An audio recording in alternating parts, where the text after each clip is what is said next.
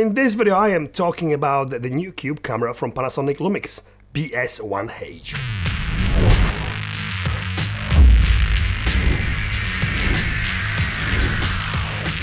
My name is Pav, and here on my channel I talk about all things photography and video, cameras, lenses, tutorials, reviews and more. So if this is something that rocks your boat and you find this video and my channel in any way helpful, please consider subscribing. This is a brand new cube camera from Lumix. It is following in footsteps of BGH1 that I have reviewed previously, and in fact it is pretty much the same camera apart from the high resolution full frame sensor and L-mount. Before I talk about it in more detail, I must say a massive thanks to UK Digital and Panasonic UK for lending me this camera for this review. However, as always, I was not paid or asked by UK Digital, Panasonic or anyone else to say anything specific about it. So it is my honest and 100% unbiased opinion about this camera. I'm personally not a huge fan of micro four thirds or any crop sensors. I guess I was lucky to always use full frame cameras, and call me a snob, I like when 50mm lens is 50mm.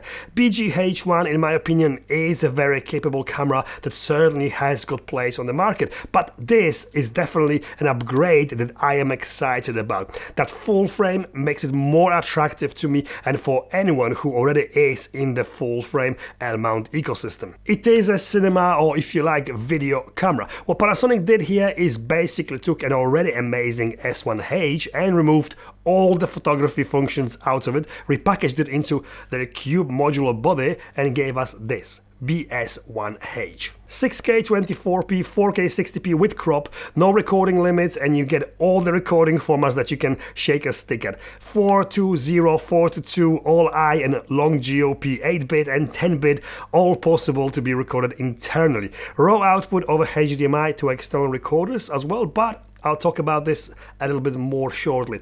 Dual SD card slots, Pro connectivity with SDI, Genlock and timecode sockets, full HDMI socket, and of course this modular design that you can rig out without the need for the cage. It delivers outstanding Lumix quality, no doubt. It's just the form factor that might not be for everyone.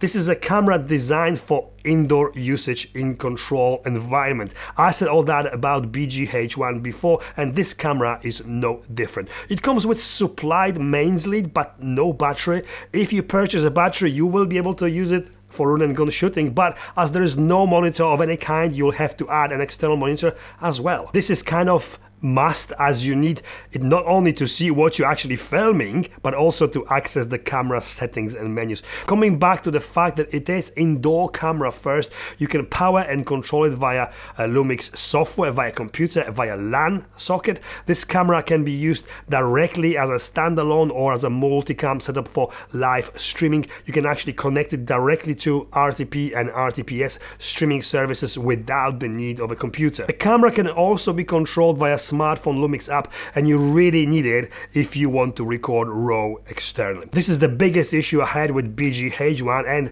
it's exactly the same here. It's not really camera's fault as such, or maybe it is, but if you rely on your recorder monitor screen to access camera settings and menus, which you have to, when you switch to RAW HDMI output, you can't access anything anymore. You can't access the settings, only the video feed preview. You will need the app or another monitor, SDI monitor, to be able to change any camera settings. It would be great if there was a little LCD top screen like the one on S1H to be able to at least see and change the camera settings without the need of another monitor. The worst thing is that you can't switch the RAW over HDMI off with the app. You'd need another monitor or a computer to do so with. Very impractical, especially if you are planning to shoot RAW on the move. You would need two monitors with you or a laptop as well.